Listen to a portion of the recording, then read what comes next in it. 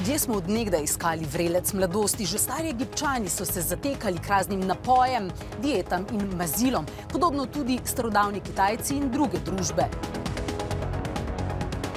Z razvojem znanosti in medicine pa se je v minulem stoletju začelo obdobje pomlajevanja z raznimi kemičnimi preparati, pa z električnimi terapijami in kirurškimi posegi.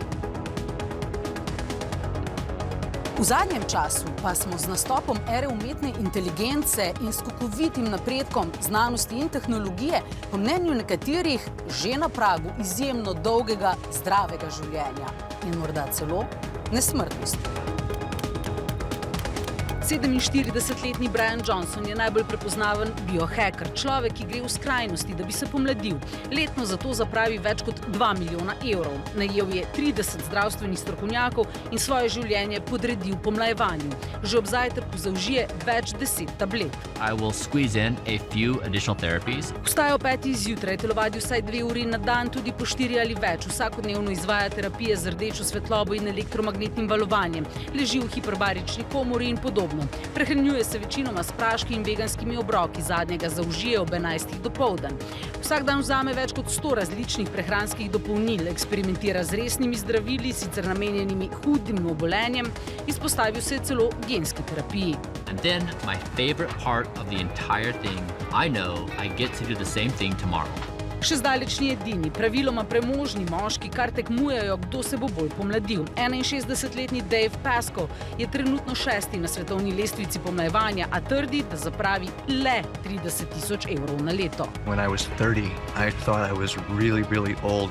I thought my life was over. Tudi Pascoe zaužije ogromno prehranskih dodatkov, okoli 150 različnih na dan. Uporablja terapije z matičnimi celicami, si menja krvno plazmo, jemlje zdravila, ki so za hude bolezni in si želi genske terapije.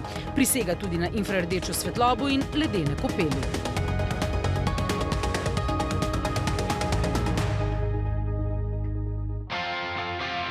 Za dobro počutje, krepitev imunskega sistema, pospeševanje regeneracije telesa, ohranjanje fizične in mentalne vitalnosti, nekateri posamezniki in skupnosti prisegajo na namakanje v mrzli vodi.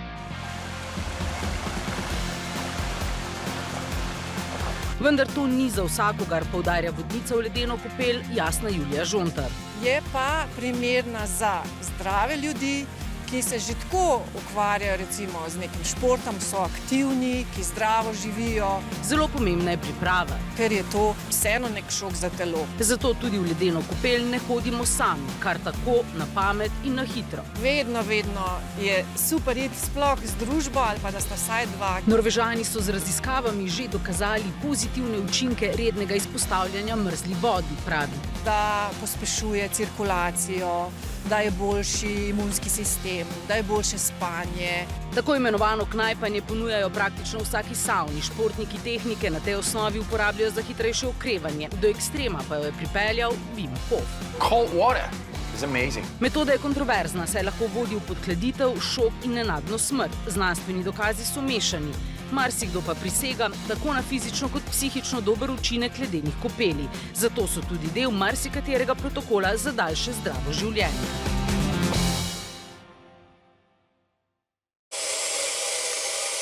V prizadevanjih za izboljšanje počutja, videza, vitalnosti so se v zadnjih letih razvili mnogi nemedicinski, a vse bolj tehnološko izpopolnjeni protokoli.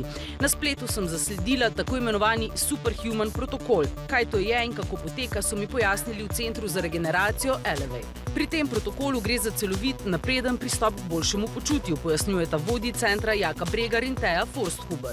Zdravi me ne?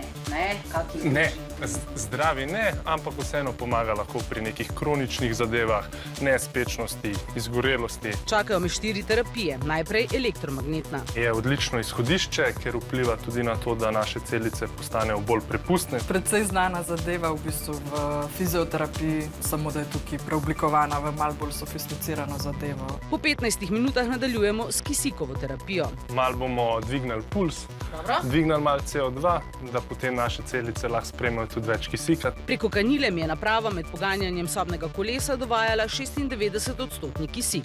Probava držati tisto cono 2, se pravi, da bo puls, srčni utrip nekje do 120. In tako približno 10 minut. Kakšen je občutek?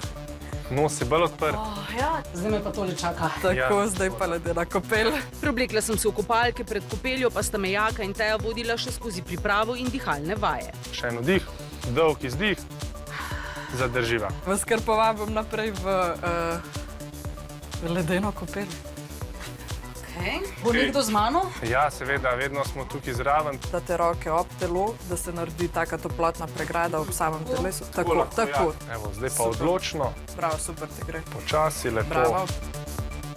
Pomiraš dih skozi nos. Probava ostati čim bolj mirna, probamo ta dih umiriti. Evo, tukaj smo že zdaj v tej fazi, ko je zadeva postala lažja. Date še tole. Kakšen je občutek? V bistvu sem mogoče mislila, da bo še malo težji. Po kopeli in tudi naslednji dan sem se počutila odlično. Tovrstne terapije so znanstveno mejne. Neizpodbitnih kliničnih študij, da dolgoročno vplivajo na zdravje ali staranje ljudi, ni.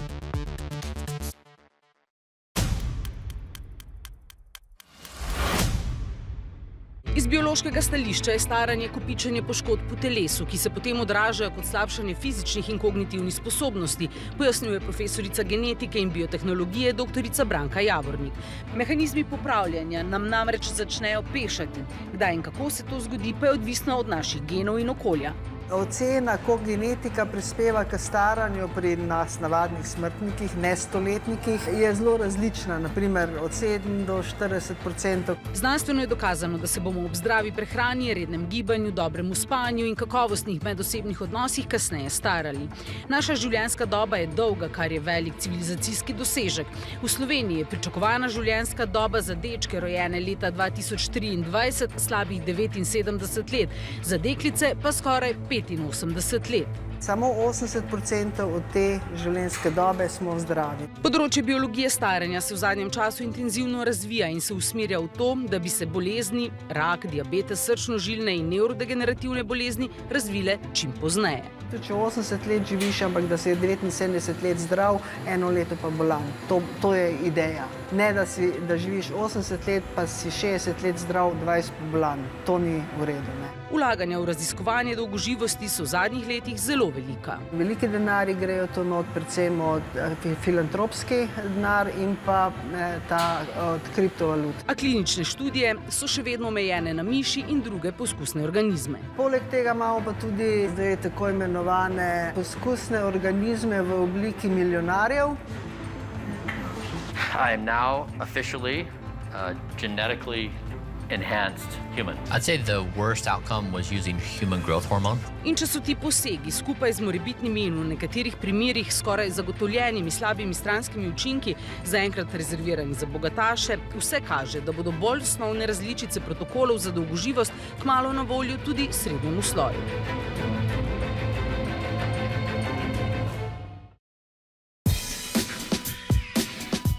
Predstavljate, da bi imeli digitalnega dvojčka, ki bi bil vedno z vami in preko katerega bi natanko videli, kaj se ob kakšnem vašem ravnanju dogaja z vašim telesom.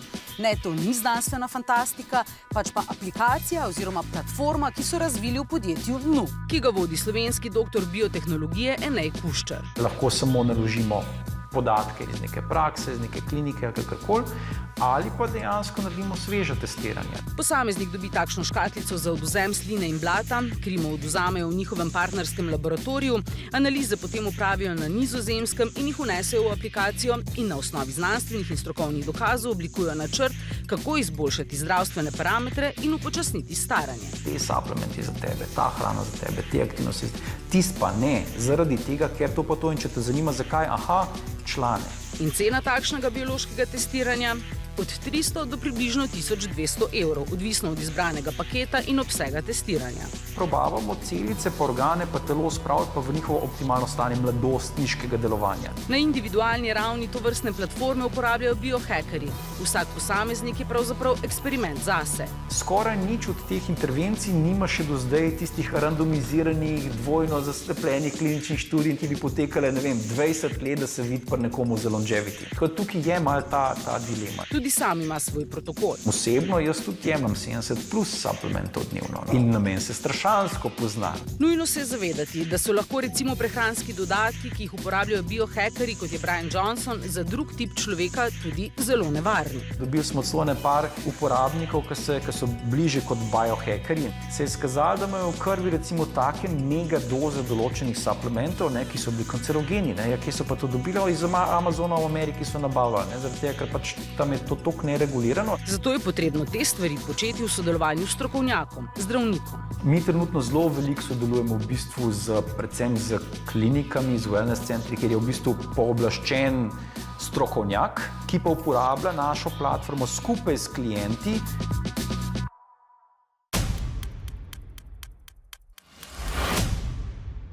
Globalni trend, ki se kaže tudi že pri nas, je, da ljudi več ne zanimajo toliko videz, forma, stanje le v tem trenutku, pač pa na dolgi rok.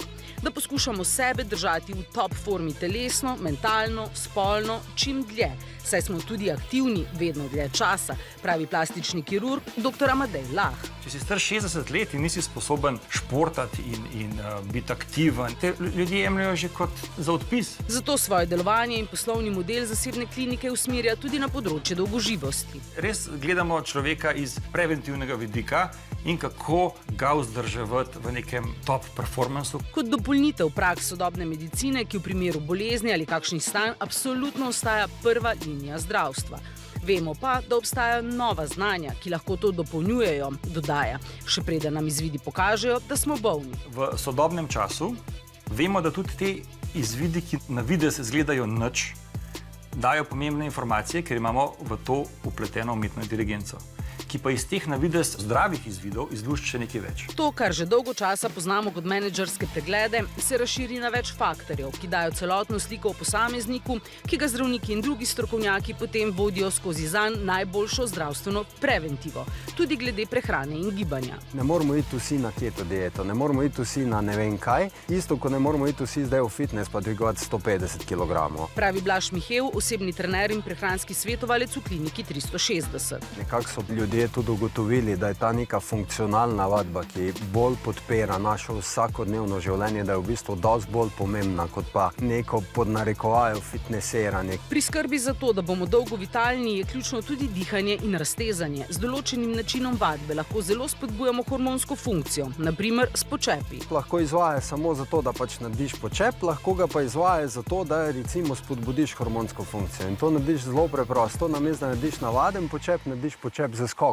In prav funkcionalna vadba je poleg prehrane, spanja, reguliranja stresa in dobrih medosebnih odnosov ključna za vzdrževanje našega organizma, ki ga znanost in medicina že zdaj znata zelo dobro servisirati, obeta pa se tudi nova revolucija.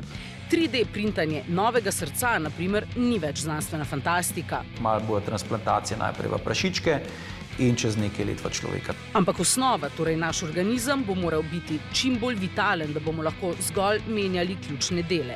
Kar pa ne pomeni, da moramo vsi postati biohackerji. Do te ekstreme, da je treba, ne vem, telovaditi 4 ure na dan, ostajati ob 4 zjutraj, delati ne vem kaj, ni treba iti. Ena stvar, ko lahko vedno naredimo, je par počepov. Stopiš tako, da imaš noge nekje malo širš kot boki, pa malo ožji kot ramena. Prsti gledajo naprej, teža je na petah in se samo spustiš v čist navaden počep in ostaneš. Bravo. 3x po 20 počepov, zjutraj je dovolj že 2x po 15, da se sklepi malo ogrejejo. Druga vaja je izpaden korak. Stopiš nazaj, se spustiš dol, paziš, da je kot spredi v koleno 90 stopinj, koleno nad gležnjem in zadnjo koleno gre skoraj do tal. Že z malimi spremembami navad lahko telesu pomagamo, da se začne kasneje kvariti. Pa bova še malo zaktivirala jedro, dlani so na tleh, pod rameni, stegneš telo, zakleneš jedro, popek potegneš not in držiš. Po jutranji vadbi pa je dobro pojesti nekaj, kar ne dvigne sladkorja v krvi. Nekdo, ki je vse, lahko poje zjutraj kakšna jajčka, kako ribo, lososa na kruhu ali pa nekaj podobnega. Kot neko vegansko imamo pa vedno varianto, da si naredimo recimo neko omleto iz tofuja.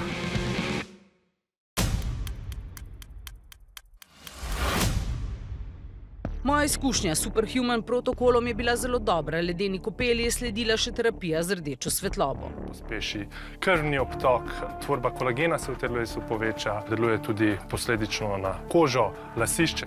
Evo, tako jaz sem naštimala na 7 minut, imate pa in rdečo svetlobo in bližnjo infrardečo svetlobo. Občutek je, kot da bi bil človek na soncu, na plaži, vendar brez škodljivih učinkov sončnih žarkov. To ni solarija, ne? To ni solarij. Po protokolu sem se počutila izjemno dobro, odlično sem spala in tudi naslednji dan sem bila polna energije.